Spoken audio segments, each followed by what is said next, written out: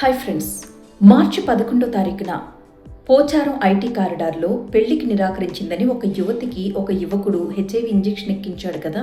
ఈ ఘటన మీకు గుర్తుండే ఉంటుంది. ఆ అబ్బాయి హెచ్ఐవి పాజిటివ్.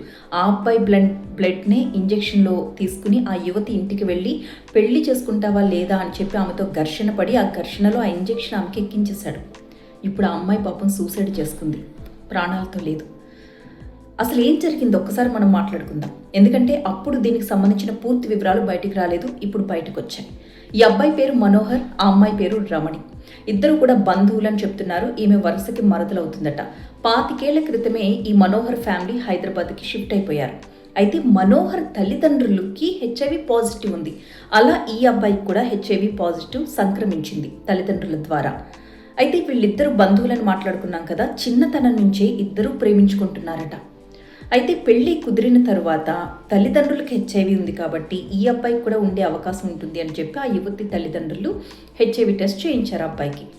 ఆ అబ్బాయికి పాజిటివ్ వచ్చింది. దీంతో వద్దమ్మా, పెళ్లికి ఇక్కడితో బ్రేక్ చెప్పేద్దాం, అమ్మాయి జీవితాన్ని మేము చేతులారా నాశనం చేయలేము అని చెప్పి అమ్మాయి తల్లిదండ్రులు అబ్బాయికి చెప్పేశారు. దీంతో పాపం చిన్నప్పటి నుంచి ప్రేమించాడు కదా, దాన్ని తట్టుకోలేక ఒక్కసారి అమ్మాయితో మాట్లాడదాం వెళ్ళి అని చెప్పి వెళ్ళాడు ఇంటికి. అప్పుడు ఇంట్లో ఎవరూ లేరు.